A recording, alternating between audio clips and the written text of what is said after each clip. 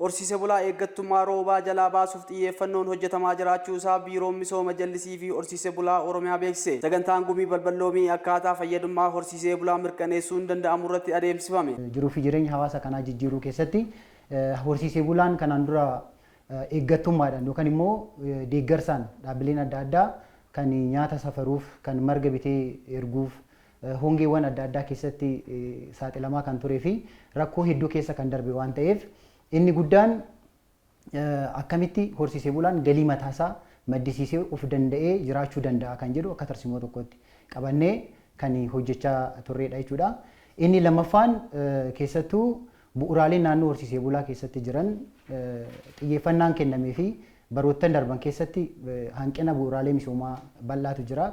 Kan daandii wajjin wal qabatu, kan jallisii wajjin wal qabatu, bishaan dhugaatii wajjin wal qabatu, keellawwan fayyaa adda addaa wajjin kan wal qabatu akka waliigalaatti misoomni naannoo horsiisee bulaa keessatti hojjetamaa ture qaawwa guddaa waan qabuuf seektaraalee adda addaa wajjiniinis ta'uudhaan akkasumas immoo akka biiroo keenyatti piroojeektoota jiranii fi bajeta mootummaa ramaduun bu'uuraalee misoomaa kana hojjechuudha. Jallisiis achi keessatti qabannee kan hojjechaa jirru ta'uu isaati jechuudha.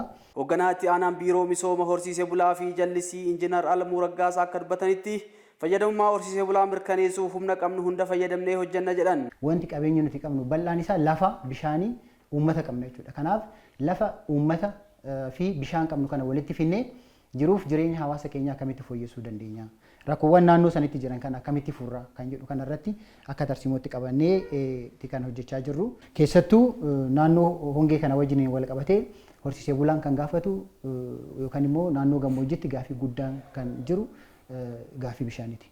Kanaaf gaafii bishaanii kana furuu dabalataan immoo akka rakkootti nyaata beelladaaf ta'u dhiyeessu kanarratti xiyyeeffannaa guddaadhaan inisheetiivoota adda addaa bocuudhaan biiroon keenya akka tarsimootti qabatee bal'inaan naannoo Oromiyaa keessatti hojjechaa kan jiru ta'us. Bara kanas bishaan lafa jalaa fi lafarraa fayyadamnee lafa heektaara miliyoona 6 misoomsaa jirra jedhan. Jiruu fi jireenya hawaasa keenyaa jijjiirutti hojjechuu keessatti qorannoon bal'aan taasifamee adda bahee kanaaf bishaan kanaan gara heektaara miliyoona 4.3 bishaan lafarraatiin oomishuu akka dandeenyu qorannoodhaan adda baafannee of harkaa qabna.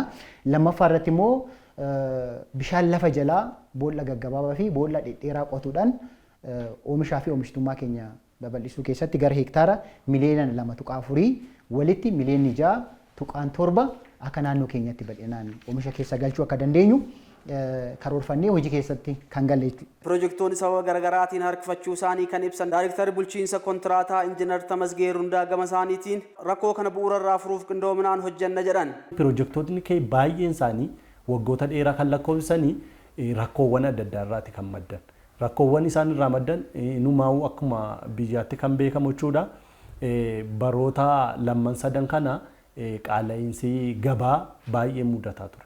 Waggaa lamman kana simmintoon dhabamee rakkisaa ture jechuudha. Itti dabalataan meeshaaleen guyyaa guyyaatti dabalaati kan isaan jiran.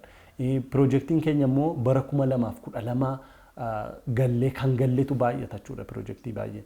Piroojeektii yeroo ammaa walii galtee gallee ijaarsa keessa jirru ariitiima barbaadamuun kan inni deemaa jiru jechuudha. Kana irratti dabalata bakki itti hordoffiin keenya hanqina qabullee hin jira jechuudha. Sadarkaa godinaatti, sadarkaa aanaaleetti bakki itti hanqina qabu hin jira jechuudha.